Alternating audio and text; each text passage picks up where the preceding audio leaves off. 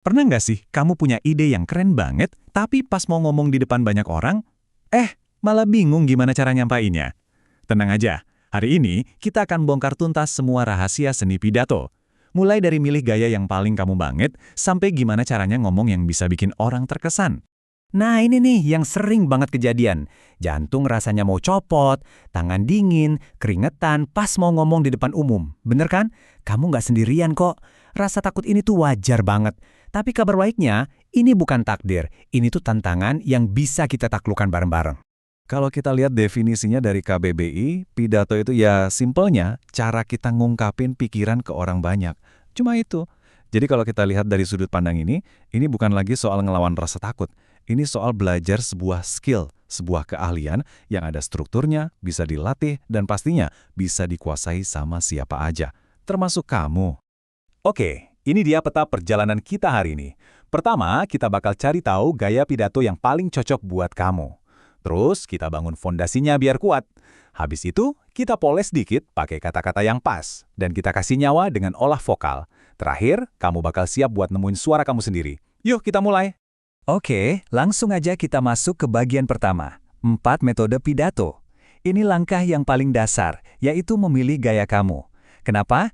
Soalnya cara kamu menyampaikan sesuatu itu bakal nentuin banget gimana orang nerima pesan kamu. Ada 4 pendekatan utama yang bisa kita pilih. Metode pertama, namanya impromptu.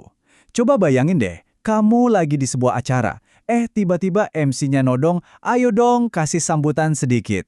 Nah, itu dia impromptu.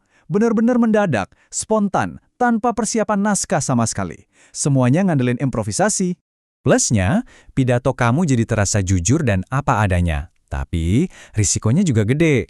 Saking spontannya, bisa-bisa topiknya melenceng jauh. Tadinya mau ngomongin pencapaian kantor, malah jadi curhat pribadi. Buat yang belum biasa, ini bisa jadi bencana kecil. Selanjutnya, kebalikannya banget nih, manuskrip atau metode naskah. Di sini, kamu baca teks yang udah disiapin dari A sampai Z kata per kata. Cara ini biasanya dipakai buat acara-acara super formal, kayak pidato kenegaraan atau upacara resmi gitu.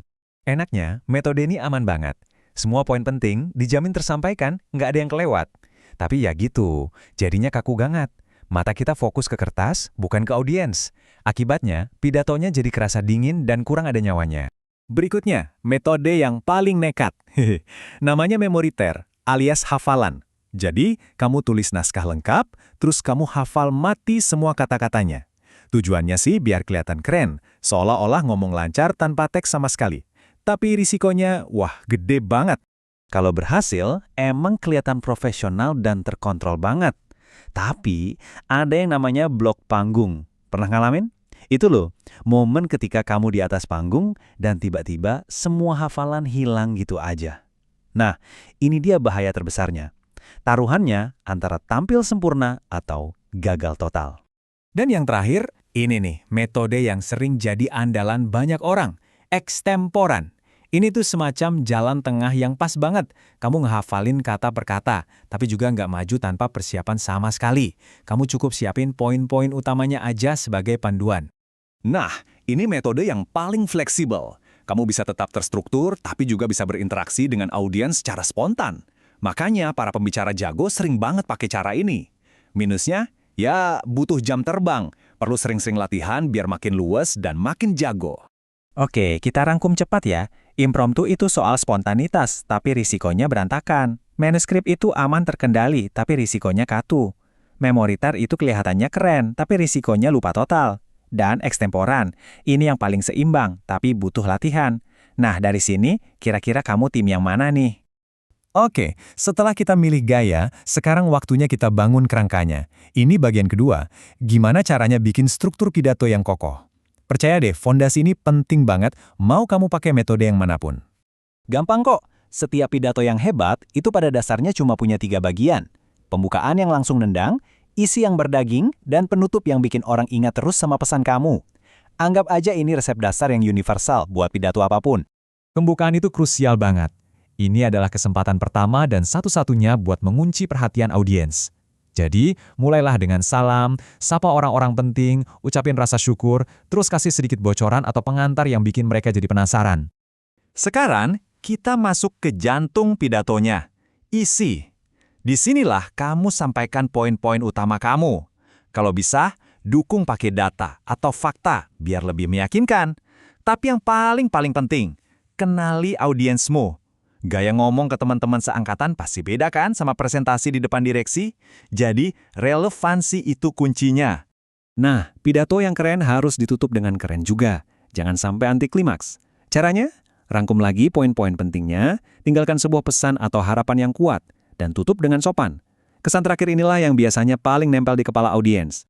Oke, kerangka udah jadi. Sekarang kita masuk ke tahap finishing atau pemolesan. Di sini, kita akan fokus sama kekuatan pilihan kata. Menggunakan bahasa yang tepat itu bisa naikin level kredibilitas dan kejelasan pesan kamu secara drastis loh. Mungkin bedanya aktif sama aktif kelihatannya sepele ya, tapi dalam konteks formal, pakai kata baku itu wajib hukumnya.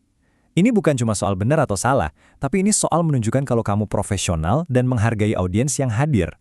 Kalimat efektif itu bukan berarti kalimat yang panjang dan ribet. Justru sebaliknya. Coba deh lihat contoh ini. Hindari pengulangan yang nggak perlu. Kalimat yang efektif itu lugas, langsung ke intinya, dan pastinya jauh lebih bertenaga. Naskah yang hebat itu baru setengah dari perjuangan. Setengahnya lagi adalah gimana cara kamu menghidupkan naskah itu. Nah, disinilah kita masuk ke lapisan terakhir dari pemolesan, teknik olah vokal. Coba deh, anggap suara kamu itu kayak alat musik. Artikulasi itu gunanya biar setiap nada atau kata terdengar jelas. Intonasi dan tempo itu melodinya, biar nggak monoton dan ngebosenin.